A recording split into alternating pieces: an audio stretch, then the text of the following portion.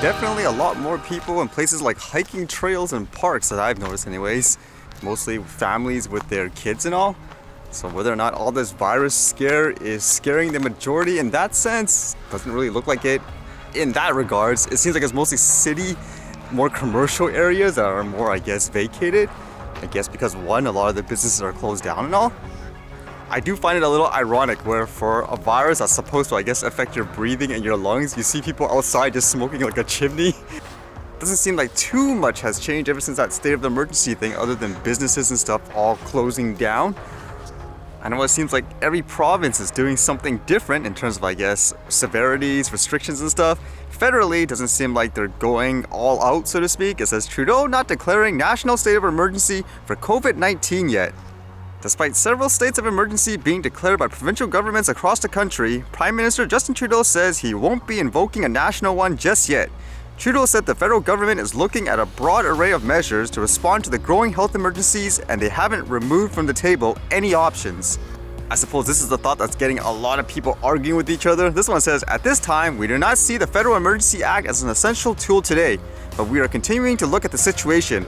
We'll make decisions based on the best recommendations of science, he told reporters. It brings up the point of what they could do, I guess, if they make it a state of emergency, so to speak. And it says here, these powers could include regulating or prohibiting travel within Canada, evacuations, removing or requisitioning personal property, order people to deliver essential services, regulating the distribution of essential goods and services, making emergency payments and compensation, and imposing fines and jail terms to anyone who contravenes the orders. That's kind of interesting, saying order people to deliver essential services. So could you actually force like a business, like a grocery store, saying, no, you must deliver this to these groups of people now or some of that, or to farmers, I suppose? With that in mind, it's kind of interesting reading this one. It says, grocery store employees now being called emergency workers. In the midst of the coronavirus pandemic, there are certain sectors where workers don't have the luxury of working from home. They are on the front lines providing much needed services to people. Those include healthcare workers like doctors and nurses, but they also include service workers like grocery store employees. Now, some states are recognizing the crucial nature of the work. Minnesota and Vermont have classified grocery store workers as emergency workers, qualifying them for free childcare while they keep America fed.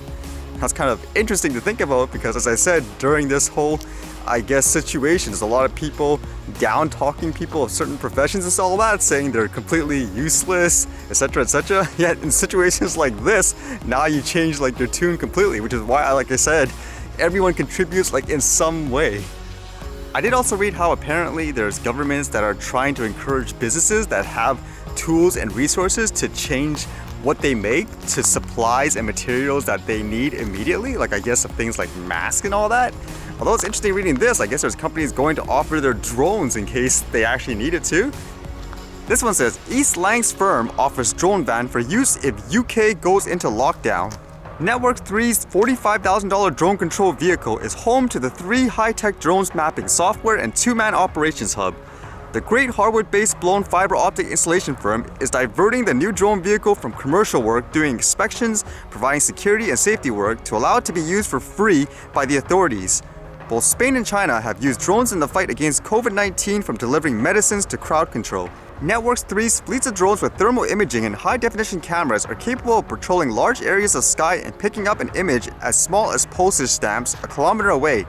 A Network 3 spokesman said that if the UK goes into lockdown, the high-tech kit could be fitted with loudspeakers to broadcast information and police the ground from the air. So I guess that's one good thing, basically, during times like this. A lot of people getting together and I guess readjusting their resources and materials to try to help in the best way they can. Makes you wonder, in cases like this, for example, if someone has things like, just say, a drone, like a regular person, whether or not they'll say for things like restrictions, they'll say, okay, you guys can fly beyond visual line of sight now if it's to save someone, etc., during these urgent times. Again, overall, it seems like, I guess, the opinion of the situation is all mixed, and it's kind of interesting where, I guess, they talked about in that news there, like with the Trudeau saying it's all about things like based on science. Because it makes me wonder in multiple ways. Let's just say they say if you stay at home, for example, for 14 days, you have it, then it'll go away by itself, hopefully. So does that mean technically if somebody got this and then they recovered at home, then if they walked with someone who was infected, for example, then they won't get it anymore because I guess their body now developed all the antibodies, so to speak? Like, would that be the case? Like stuff like that, for example, I'm a little unclear about just by all the news and stuff that I'm reading, because it's mostly about things like deaths and all that, and many times there's not much, I guess, context to the death itself. Okay, this person died because of this, but I guess you need a little bit more other factors if they're basing it on science. Like, was the person 100% healthy, for example?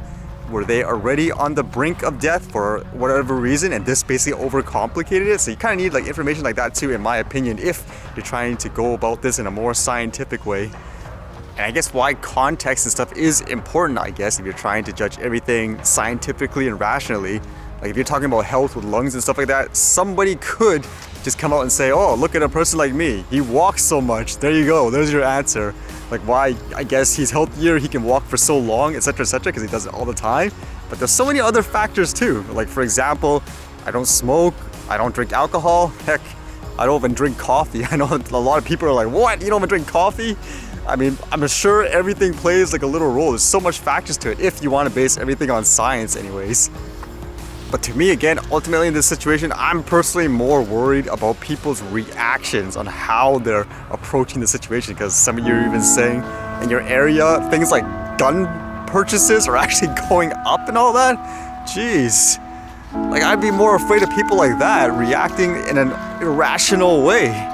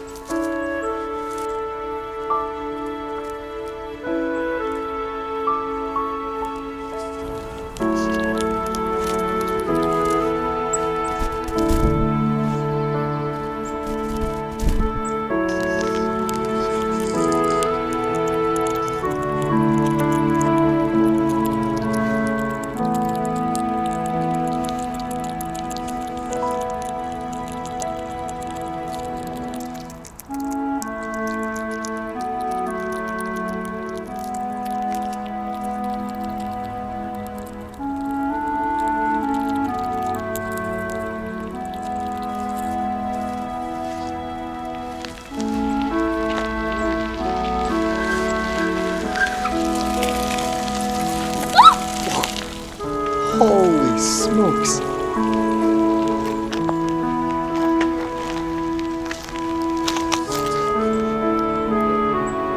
Oh my goodness.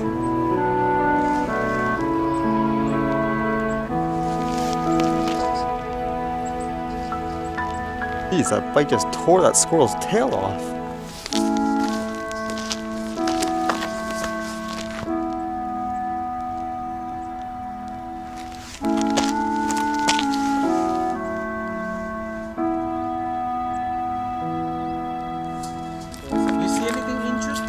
Yeah, the bike ran over the squirrel. Are you kidding me? Look, the tail, it cut the tail. Oh my god! Holy smoke. And I was kind of sad for that squirrel too, because the eye, it probably couldn't see, so it couldn't get out of the way fast enough, and when it reacted, it saw the bicycle and it went the wrong way. It actually went into it.